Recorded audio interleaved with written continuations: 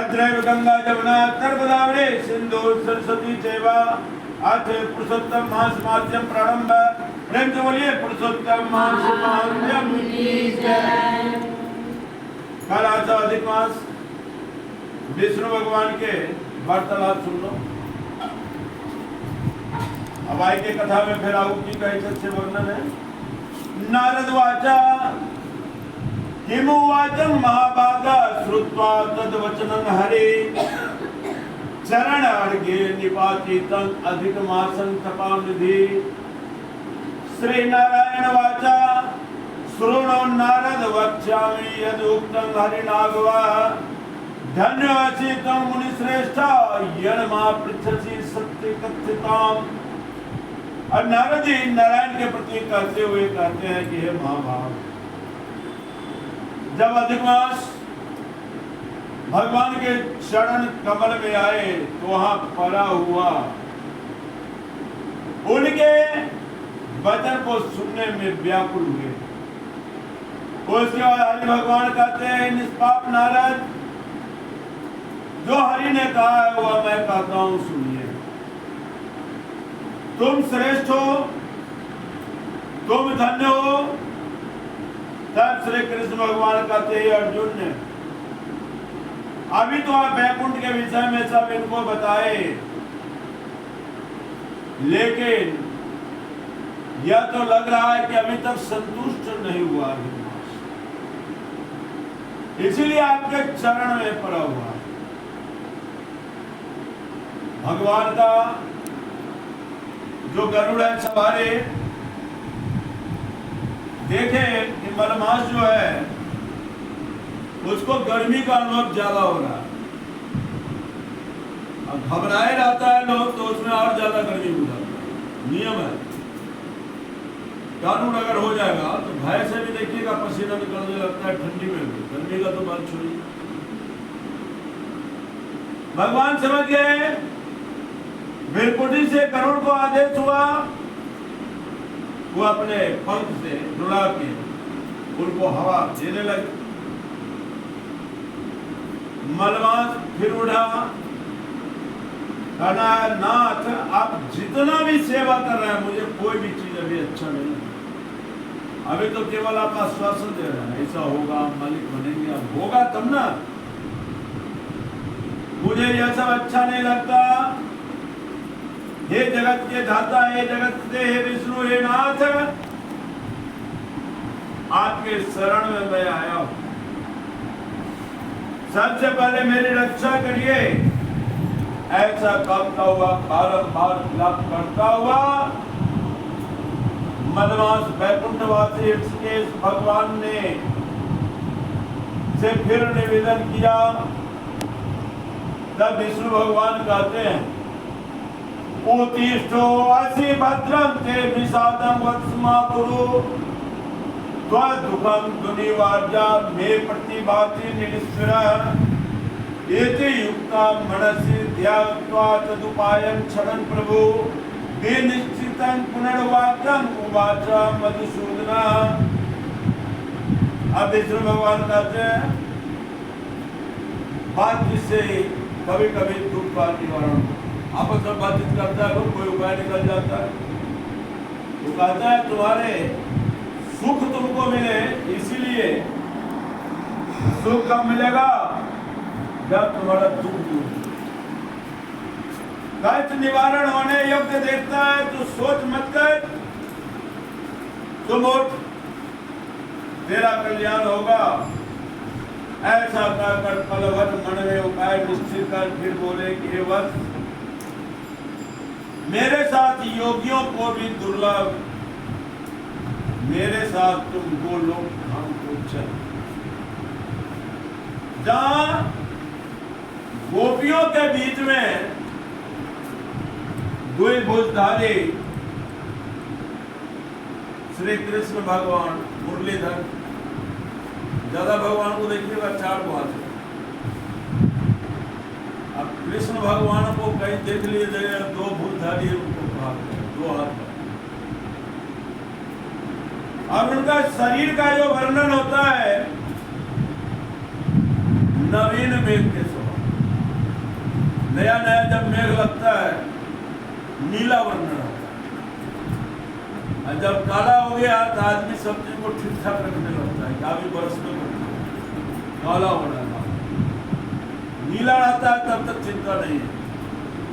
भगवान का भी शरीर नीला, मुरलीधर, रंग श्याम, कमल शरीर के नेत्र, ऐसे ईश्वर पुरुषोत्तम भगवान श्री कृष्ण जी के नजदीक मेरे साथ तो गोलोक धाम चलो। जहां किसी प्रकार का दुख नहीं है वहां आनंद कंद भगवान है। और शरद चंद्रमा की समान शोभा से अत्यंत दीप्तिमान मुख जो है करोड़ों कामदेव की लावण्यता की लीला स्थल सुंदर पीतांबरधारी माला बनमालाओं से अलंकृत श्रेष्ठ रत्नों के आभूषण धारण किए और प्रेम में ही दिल को मन लगता हो ऐसा दया करने वाले, और उनको यह चंदन लगा रहता है। मन इनका अभी सुंदरता का वर्णन हो रहा है कृष्ण भगवान का। वह चंदन केसर युक्त, केसर से और सुगंध आ जाता है। और चंदन केवल मस्तक पर ही नहीं शरीर में पूरा उनका लेप रहता है। कौस्तुभ मणि से शोभायमान है, मृगों की लता से शोभित, सिर पर श्रेष्ठ रत्नों से जटित मुकुटधारी, कानों में कुंडल वाले। और दूत जो लोग रहते हैं भगवान का उसको पार्षद करते, पार्षद से घिरे हुए सेवादार सब जो रहते हैं और रत्नों से जटित सिंहासन पर बैठे हुए। अगर तुम मुझसे संतुष्ट नहीं हुए तो स्वामी तो वह बनेंगे कृष्ण भगवान पुरुषोत्तम मासला, वे परम ब्रह्म पुराण पुरुषोत्तम श्वेत में सर्वाधार पड़ा तत्पर इच्छा रहित निर्विकार अत्यंत परिपूर्ण प्रभु प्रकृति से परे ईशान में अवस्थित। यहाँ ईशान में अवस्थित इसीलिए कहा गया कि पूजा घर जो होता है वो ईशान कोण में होता है। आप लोग जितना आदमी घर में होगा बहुत कमे को होगा ईशान को, भंडार कोण में होगा, पश्चिम और उत्तर का जो कोना है। कारण के वेद शास्त्र अनुसार पूजा घर इस कोना में, पूर्व और उत्तर के कोना में, लेकिन कुल देवता कहता है कि भंडार कोण में। अब दुद्दू होता पूजा घर बनावेगा नहीं लोग। अब गोसाई का अगर पूजा जरूरी है, अब गोसाई के साथ साथ अब मान लीजिए इधर हम रखेंगे तस्वीर वगैरह, फिर गोसाई नहीं रखेंगे। इसमें अगर गोसाई रखते हैं तो तस्वीर भी यहाँ रखते हैं, उधर तस्वीर से लगा दिए, खाली इधर नहीं लगना चाहिए। तो कहते हैं भगवान का स्थान ईशान कोण में होता है। वह ईशान कोण में अवस्थित गुणवान नित्य विग्रह के द्वारा उनका पूजा होता है। बड़ा बड़ा जो मंदिर होता है सब दिन पूजा का अलग अलग उनका तरीका होता है। अभी अयोध्या में सुने रामचंद्र जी स्थापित हुए, सब दिन उनका दिन के हिसाब से कपड़ा बदला जाता है भगवान का। भोग भी जो लगता है बड़े बड़े मंदिर में, सब दिन एक चीज का भोग नहीं लगता है कि भगवान को भी स्वादिष्ट लगता रहे, इसलिए बदल बदल के उनका भी भोग लगता है। प्रेम से बोले राधे कृष्ण भगवान नहीं। अब इतना वर्णन कर रहे हैं और मलमास का हाथ भी पकड़े हुए हैं, उनको गोलोक का यात्रा करा रहे हैं। हे नारद मुने, जब तक मनुष्य अज्ञान में रहता है तो ज्ञान भी एक प्रकार का अंधेरा है, लेकिन जब ज्ञान प्राप्ति होता है तो वह उजाला हो जाता है। जब इसको हाथ पकड़ के विष्णु भगवान हम ले जा रहे हैं तब इसका मन धीरे धीरे प्रसन्न हो रहा है। अब हमको लग रहा है कि सही जगह ले जा रहे हैं। ज्ञान रूपी मार्ग दिखाने वाले और प्रलय काल में ज्योति स्वरूप उत्पन्न होने वाले करोड़ों सूरज के समान कांति वाले असंख्य विश्व के कारण वे वो परमात्मा की इच्छा रूप ज्योति है। हे मुने, एक ज्योति होता है और ज्योति के पीछे एक पुंज लोक है, जहां से ज्योति निकलता और चारों बगल फैलता। और इस संसार में 3 लोक हैं। एक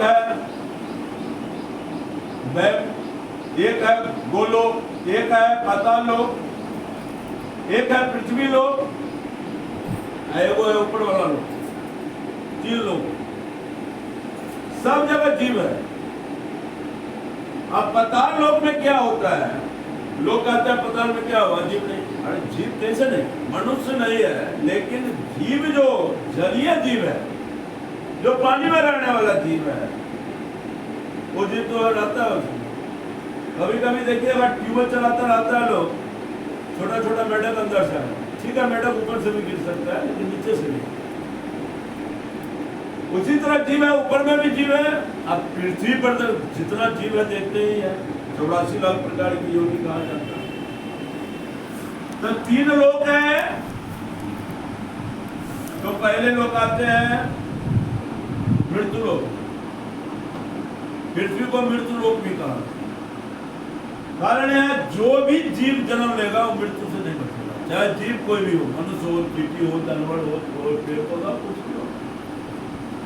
इसीलिए इसको मृत्यु लोक कहा जाता है। अब पाताल, चूंकि पानी का जगह है, उसको पाताल लोक कहा जाता है। और ऊपर चले गए उसको ब्रह्म लोक, वहां से फिर आना नहीं। अब ब्रह्म लोक को ही परलोक कहा जाता है। परलोक चला गया, मरने के बाद ही जाता है। और परलोक भी जो है, गोलोक जो है, वो भी बड़ा लंबा चौड़ा है और गोल है। पृथ्वी भी गोल है, लोक सब जो है गोल ही है, भगवान का बना हुआ। और श्रेष्ठ रत्नों वाले मृत्यु लोक। अब जितना भी सोना चांदी हीरा उड़ा सब चीज आपको इसी पृथ्वी से मान होता है ना, उसका निकलता, पहाड़ टूटता है, हीरा निकल जाता है। अब दौड़ी पहचानेगा हीरा है, चमकता हुआ पत्थर को फेंक देगा फिर। तो कहते हैं कि श्रेष्ठ रत्नों वाली भी यह जगह है। और अपने अपने भोग के हिसाब से मनुष्य इस पृथ्वी लोक में आ गए। बहुत आदमी खूब सुख भोग में, बहुत तरह का सुख, लेकिन भगवान का कथन है कि बहुत आदमी पृथ्वी पर दुखे भोग में। भगवान इसीलिए बहुत इसीलिए कहता है थोड़ा भी समय भगवान के में लीन रहिए, आप गृहस्थ जीवन में निकालिए। और जब आप कीर्तन भजन में जाते हैं तो योगी मुनि के समान है।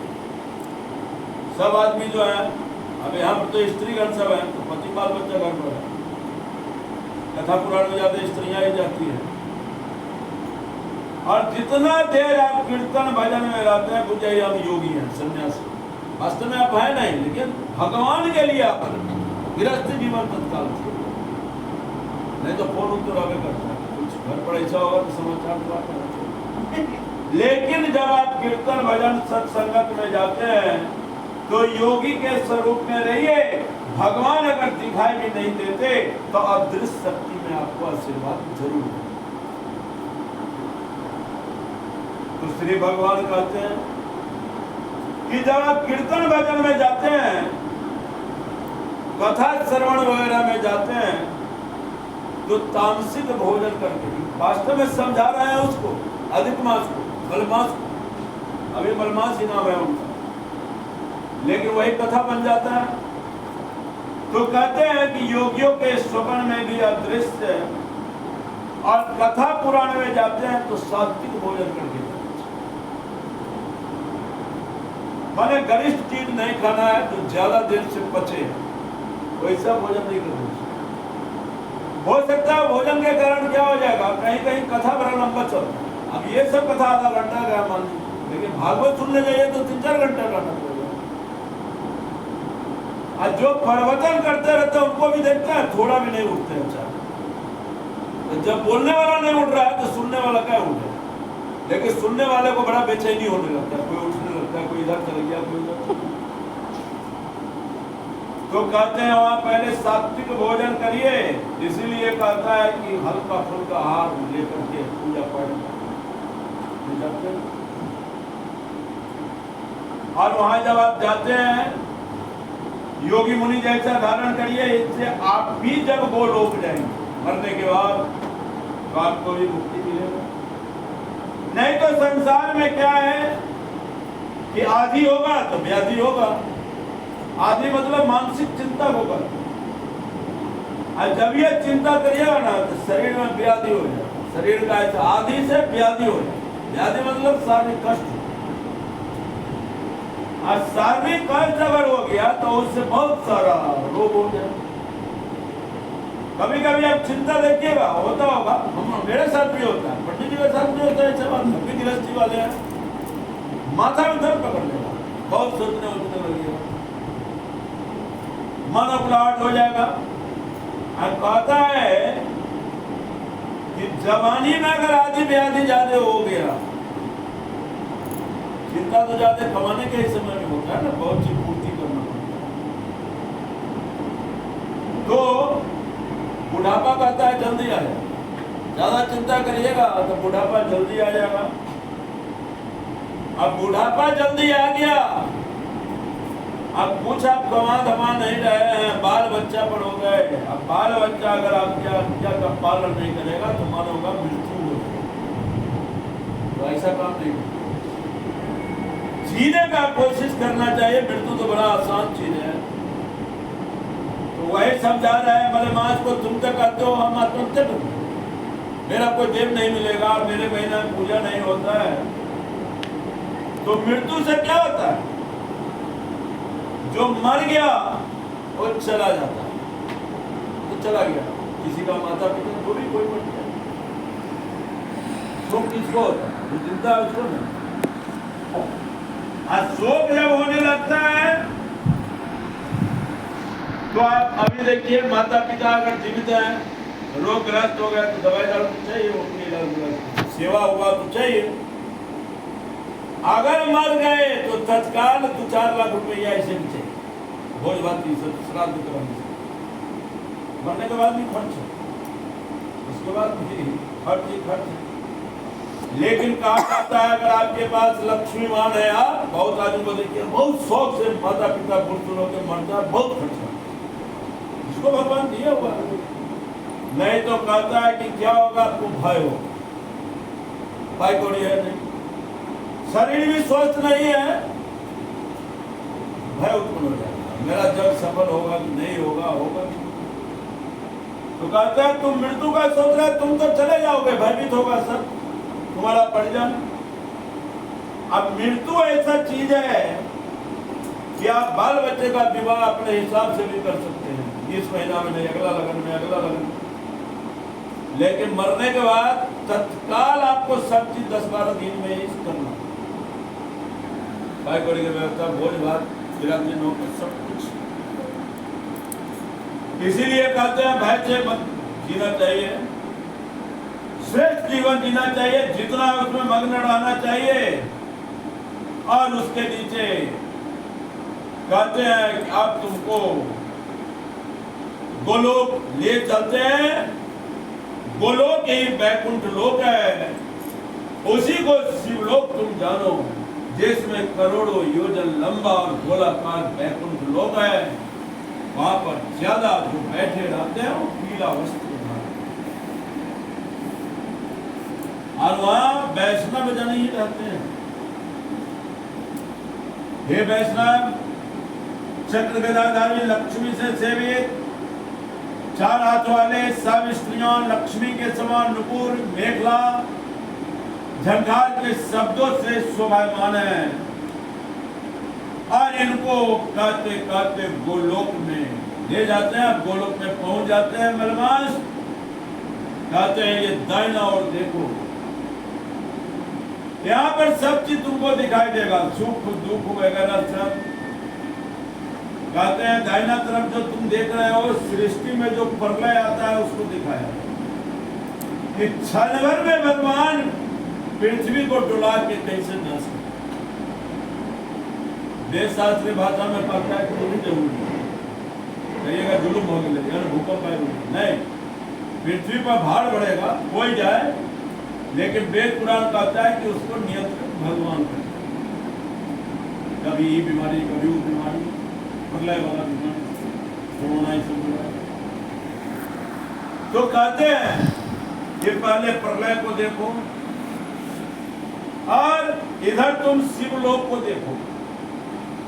शिवलोक में तो महादेव जी का निवास है। अब महादेव जी को देखो, इनके जितने भी गण हैं भस्म लगाए पूरे शरीर में। भस्म से क्या होता है? ठंडा का प्रभाव कम होता है। अब हम आप हरदम भस्म लगाए रहेगा सो तो होगा नहीं, सुंदर रूप में लगाते हैं। और जनेऊ पहने हुए हैं, ललाट में आधा चंद्रमा है, शूल पट्टी, ये सब जो उनका शस्त्र है वो है। और पार्षद लोग तीन नेत्र वाले का जय जयकार करते।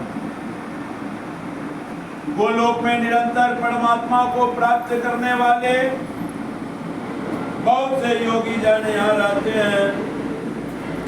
हे करोड़ों योगी जन चंद्रमा के समान अत्यंत दीप्तिमान, करोड़ों कामदेव के समान सुंदर लीला स्थल, सुंदर दो भुजा मुरलीधर, मंद मंद मुस्कान, पीले वस्त्र पहने, भृगु की लता से सोए, हृदय कौस्तुभ मणि से शोभायमान, करोड़ों श्रेष्ठ रत्नों से जडित, हाथ में कंगन से शोभायमान, और सिंहासन पर बैठे हुए परम पूर्ण ब्रह्म श्री कृष्ण स्वेच्छा में सर्वाधार से परे और बाल्यावस्था में ग्वाला का रूप धारण करने वाले करोड़ों पूर्ण चंद्रमाओं के समान शोभायमान भक्तजनों पर अनुग्रह करने वाले, बिना इच्छा के रहने वाले, निराकार और साकार दोनों में पूजा करवाने वाले अत्यंत परिपूर्ण प्रभु दास मंडल के बीच में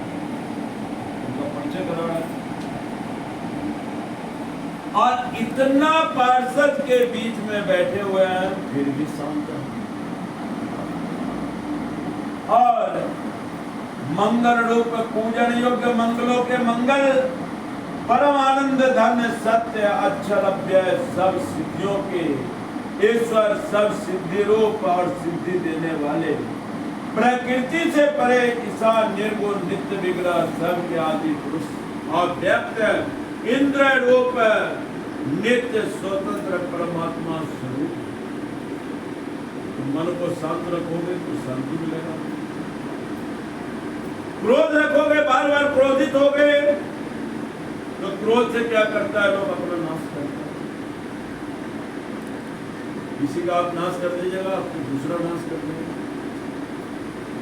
तो कहते हैं यहाँ पहले वैष्णव जैसा ध्यान करो और भगवान में पहले तुम लीन हो जाओ। सोती कहते हैं इनको सत्य क्रम सब सिखा रहे हैं और बानी कहकर नारायण भगवान फिर चुप हो गए और फिर कुछ देर शांत रहने के बाद मलमास से वह कहते हैं, ये कहे जाते हैं सुना श्री विरदीय नारदीय पुराणे श्री नारायण नारद संवादे पुरुषोत्तम मास महात्मने विष्णु गो लोक ब्रह्मो नाम पंचोध्याय। प्रेम से बोलिए राधे कृष्ण भगवान की जय, राधे जी की जय, जय श्री कृष्ण।